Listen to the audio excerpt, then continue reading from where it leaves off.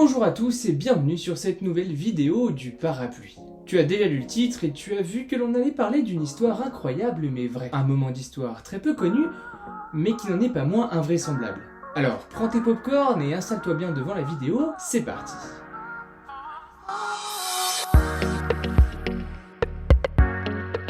L'histoire que je vais vous raconter, comme je vous l'ai précisé dans l'introduction, est vraie. Et pour bien la comprendre, on va poser le cadre. Située en Asie du Sud-Est, Bornéo est la 4e île la plus grande du monde avec une superficie de 743 000 km². Malgré sa grande densité, elle n'est peuplée que de seulement 20 millions d'habitants. La majorité de l'île étant consacrée à la biodiversité. Partagée en 3 états souverains, le Brunei, la Malaisie et l'Indonésie, l'île est à la fois un lieu d'habitation mais aussi de mythe pour de nombreux films cités par exemple dans Les Visiteurs, Harry Potter ou encore l'Agence Touristique. Et c'est bien sur ce petit bout de terre en plein milieu de l'eau que se passe notre histoire. L'histoire des chats de l'île de Bornéo. L'histoire commence dans les années 50. Le peuple Dayak, des indigènes qui habitent sur l'île, partagée entre l'Indonésie et la Malaisie, vont faire face à un problème sanitaire. Je vous rassure, c'est pas le Covid, mais le paludisme. Et pour ceux qui ne connaissent pas cette maladie, voici une définition Google. Le paludisme est une maladie infectieuse tropicale due à un parasite transmis par la piqûre de certains moustiques, Anopheles, et qui cause des accès de fièvre. Pour faire face à ce problème, l'île a dû faire appel à l'OMS, l'Organisation mondiale de la santé. Après de nombreuses réflexions, l'OMS eut une merveilleuse idée.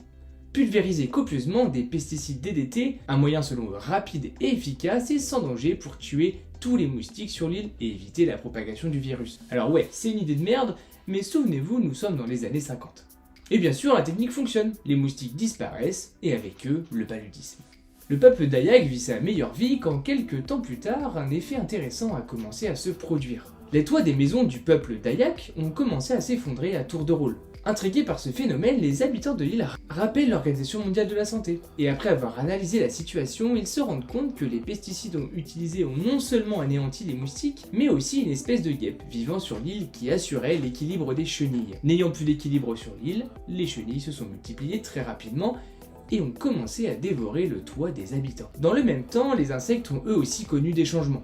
Affectés par le pesticide DDT pulvérisé par l'OMS, tous les insectes étaient contaminés. Mais ces insectes étaient la principale ressource alimentaire des lézards geckos, qui eux supportaient plutôt bien le taux important de pesticides. Mais c'est le 3e maillon de la chaîne alimentaire qui ne les supportait pas, et ce sont nos amis les chats. Pour résumer, les insectes infectés étaient mangés par les geckos, qui étaient mangés par les chats. Le système immunitaire d'un chat étant plus fragile, ils n'ont pas survécu à cette épidémie, la plupart des chats sont morts sur l'île. Et quand les chats ne sont pas là, les souris dansent. Enfin dans ce cas, plutôt les rats.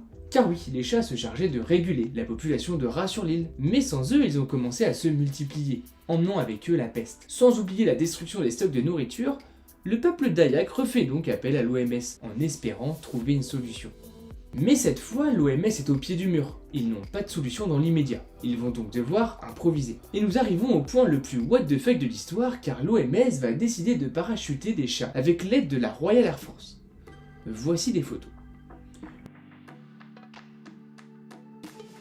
Une situation complètement improbable mais qui je ne sais par quel hasard va fonctionner. Les chats vont anéantir la population de rats sur l'île en faisant redescendre le nombre de rats présents à son taux habituel.